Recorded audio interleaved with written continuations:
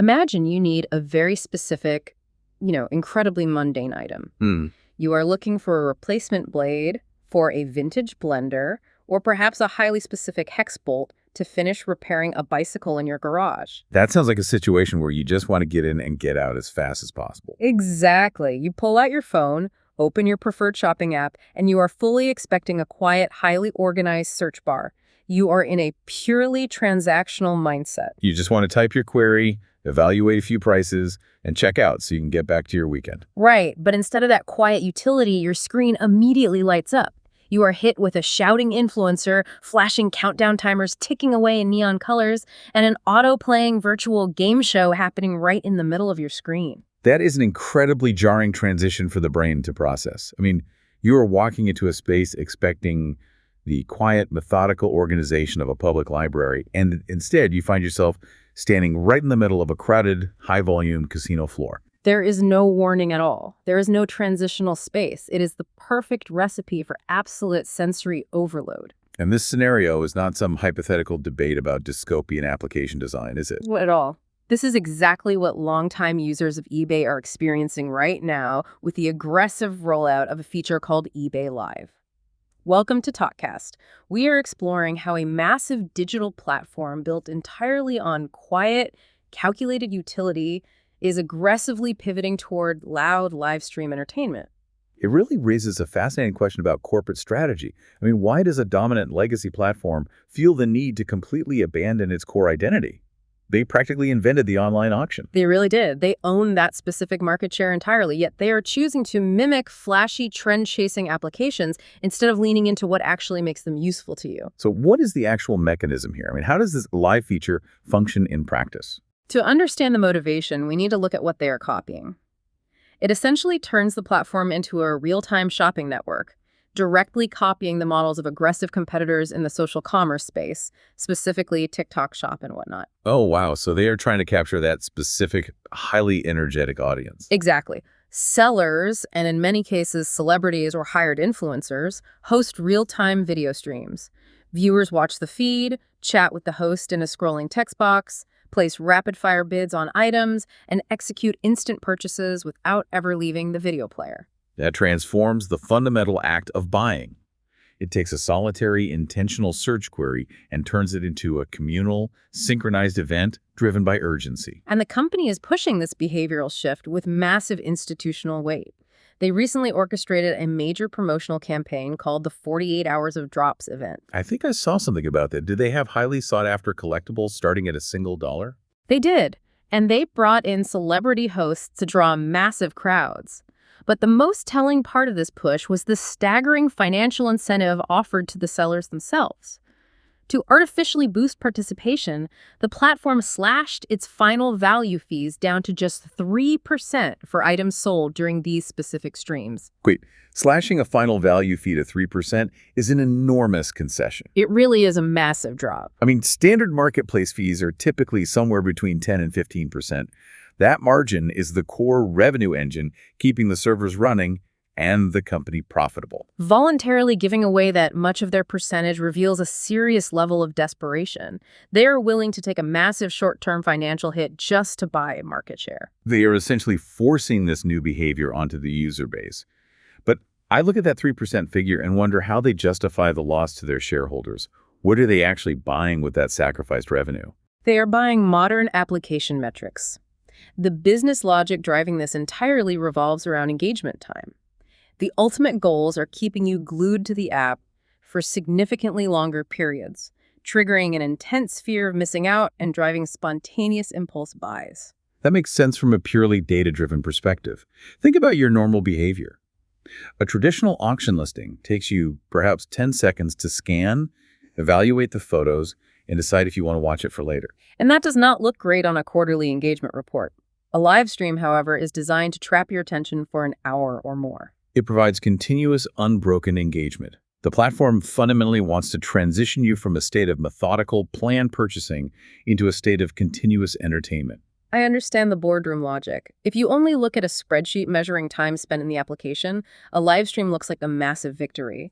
But taking a complex, heavy live streaming infrastructure and bolting it onto a legacy application feels incredibly risky. It reminds me of trying to run a modern high-speed bullet train on 100-year-old wooden tracks. That is a highly accurate comparison.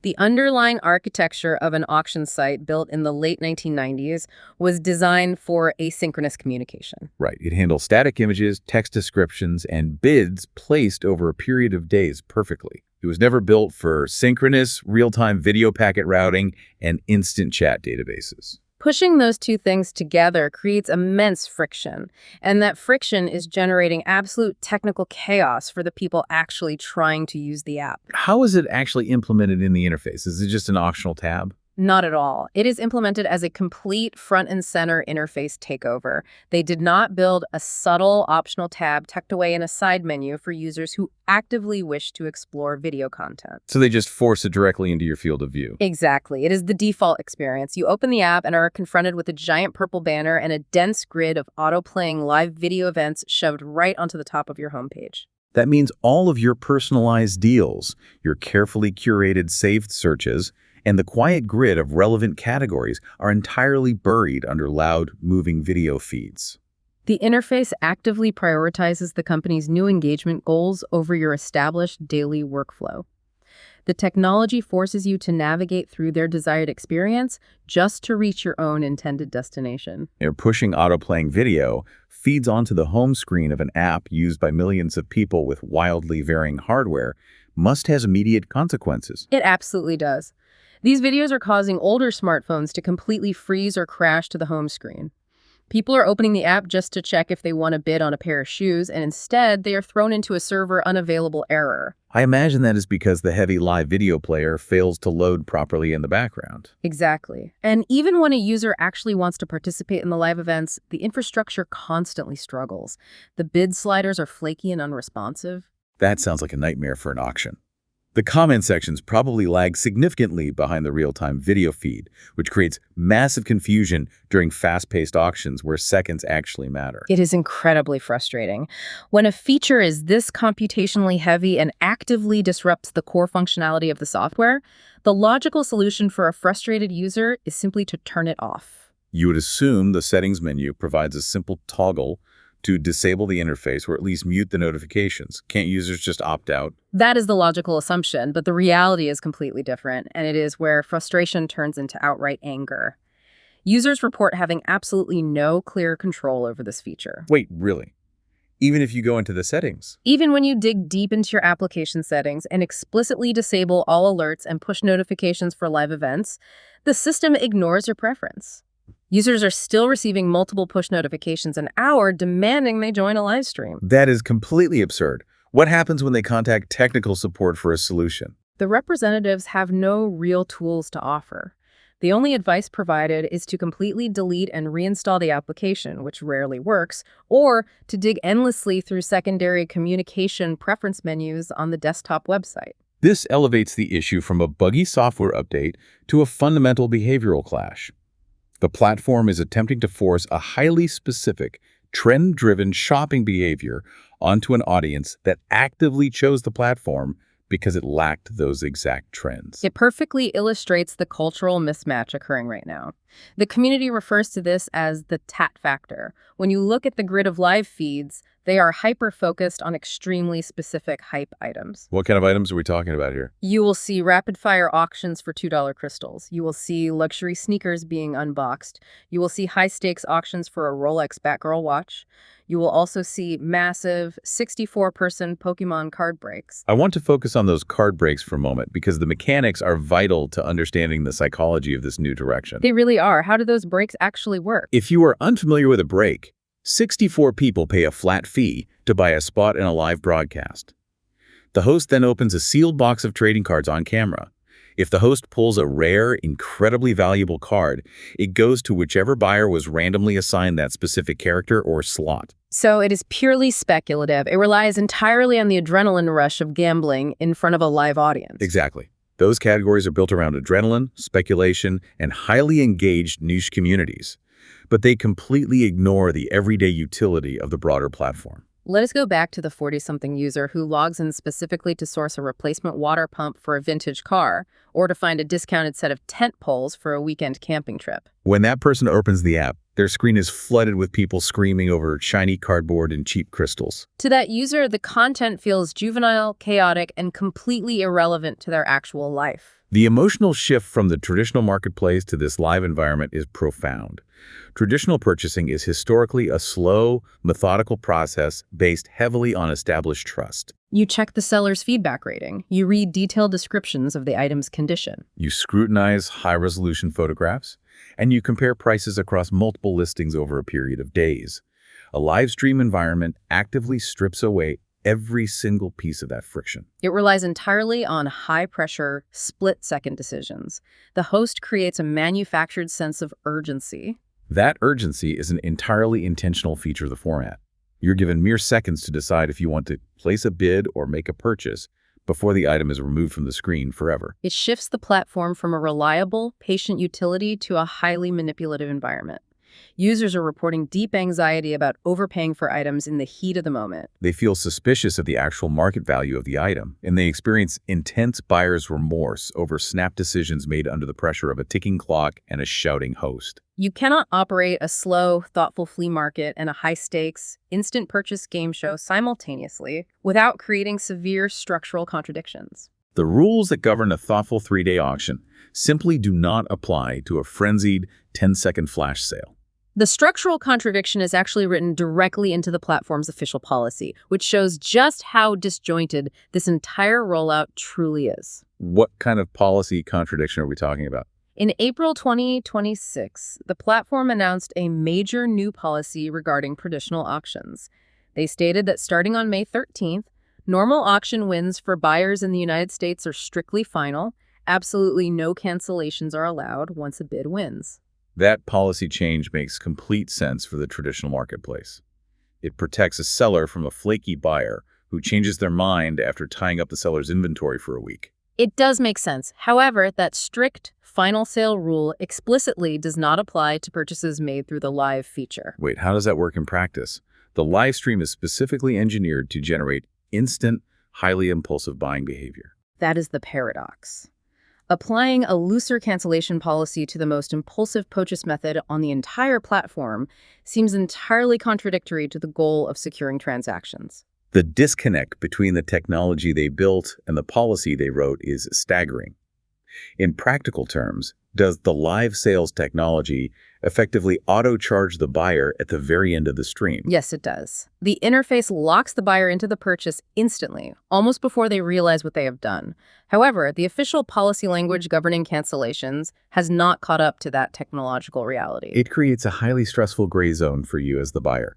You are locked in by the software, but seemingly unprotected by the actual rulebook. It makes the live feature feel like a rogue experiment operating completely outside the boundaries of the main marketplace. Looking at this purely from a business perspective, a corporation of this massive size does not double down on a feature causing this much widespread frustration unless there's a significant financial upside.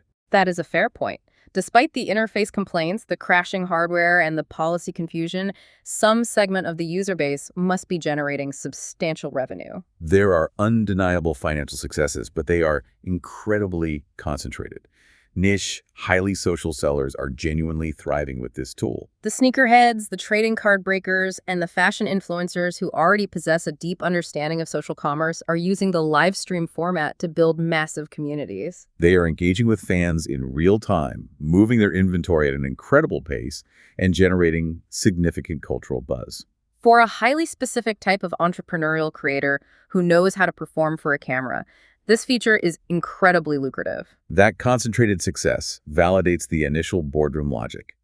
The executives can point to those specific trend-driven categories and show that they successfully captured the engagement metrics and the rapid transaction volume they were hunting for. But capturing those metrics comes at a devastating cost to the platform's broader identity.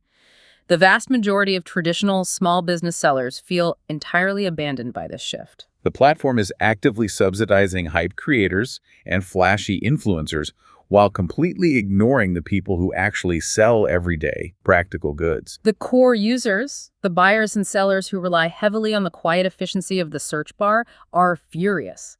The frustration is running so deep that users are publicly threatening to close their accounts and leave the platform entirely after 27 years of continuous loyalty. Imagine building your small business in a quiet shopping center for nearly 3 decades, and one morning, the landlord decides to turn the entire property into a loud, flashing nightclub while you were still trying to sell hardware. That is the perfect analogy. A 27-year user represents the absolute foundation of the company.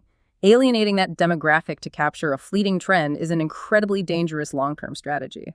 It speaks to a broader concept we often see in technology right now, where a platform strip mines its own core utility to chase infinite growth. They cannibalize the very thing that made them essential to their users just to satisfy the demand for better engagement numbers. The overarching lesson here is a brutal reality about product development. A new feature can produce incredible financial windfalls for a select group of niche users, and it can still be a total failure as a broader product. Forcing a trendy, unskippable feature into an environment where it fundamentally does not belong ruins the exact convenience that you came for in the first place. This entire situation serves as a stark illustration of a massive platform experiencing a severe identity crisis. There's a profound danger when a mature, utility-driven tool desperately chases a younger, trend-driven demographic. By forcing their legacy users to navigate through loud, buggy live streams just to buy a simple replacement part, they risk completely destroying the quiet, reliable utility that made the platform indispensable to begin with. When a tool you have trusted for decades suddenly decides it wants to be an entertainment network, it forces you to reevaluate the relationship entirely. Think about the platforms you rely on every single day. How much friction, how many auto-playing videos, and how many flashing countdown timers will you tolerate before you simply decide to find a new tool entirely? It leaves us with an even larger question to consider. As every digital space we use aggressively pivots toward algorithmic entertainment and casino-style engagement, are we slowly losing the concept of a quiet, purely transactional digital tool? We might soon reach a point where boring, reliable utility is no longer a standard feature of the internet, but a premium luxury we have to pay extra to access. Thanks for listening to TalkKast.